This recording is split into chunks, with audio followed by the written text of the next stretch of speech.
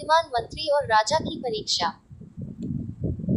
प्राचीन काल में मगध राज्य में एक राजा था जो अपनी प्रजा के कल्याण के लिए हमेशा चिंतित रहता था। उसके पास एक बहुत ही बुद्धिमान और अनुभवी मंत्री था जिसका नाम था धर्मपाल। राजा धर्मपाल की बुद्धिमत्ता और निष्ठा पर बहुत भरोसा करता था। एक बार राजा ने धर्मपाल की बुद्धिमत्ता और राज्य के प्रति उसकी निष्ठा की परीक्षा लेने का विचार किया। उसने धर्मपाल को बुलाया और कहा, मंत्रीवर, मैं चाहता हूँ कि आप राज्य के सबसे मूल्यवान व्यक्ति को खोज कर लाएं। आपके पास 1 महीने का समय है। धर्मपाल ने राजा की आज्ञा स्वीकार कर ली और वह उस व्यक्ति की तलाश में निकल पड़ा। वह पूरे राज्य में घूमा, व्यापारियों से मिला, विद्वानों से बात की, सैनिकों से चर्चा की और किसानों के बीच भी गया।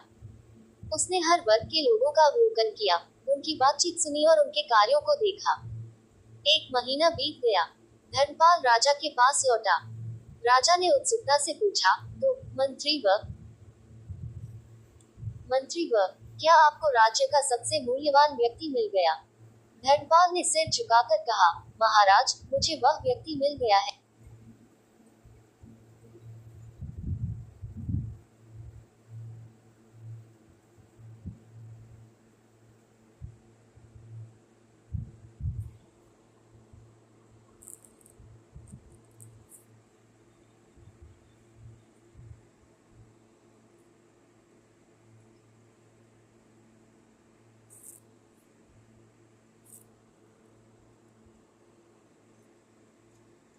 महाराज, मुझे वह व्यक्ति मिल गया है।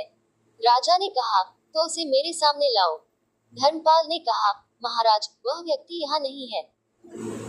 वह मैं स्वयं हूँ। राजा हैरान रह गया। उसने क्रोधित होकर कहा, यह क्या मूर्खता है, धर्मपाल? क्या आप अपने आप को सबसे मूल्यवान मानते हैं?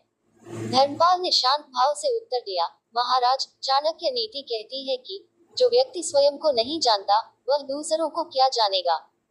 मैंने पूरे राज्य में खोज की। मैंने देखा कि व्यापारी धन कमाते हैं, लेकिन धन अस्थिर है। सैनिक राज्य की रक्षा करते हैं, लेकिन उनकी शक्ति भी सीमित है। विद्वान ज्ञान देते हैं, लेकिन ज्ञान का उपयोग करने वाला ही उसे मूल्यवान बनाता है। किसान अन्न उगाते हैं, लेकिन यदि राज्य में व्यवस्था न हो, तो अन्न भी व्यर्थ है।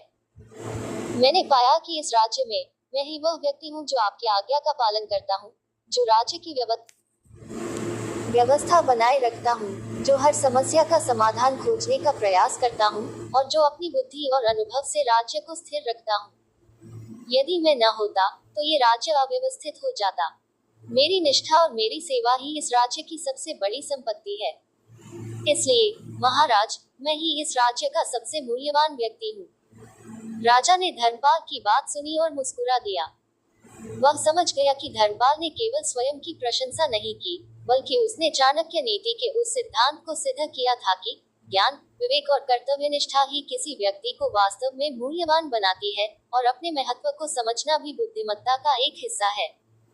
राजा ने धर्मपाल को गले लगाया और उसकी बुद्धिमत्ता और निष्ठा की सराहना की।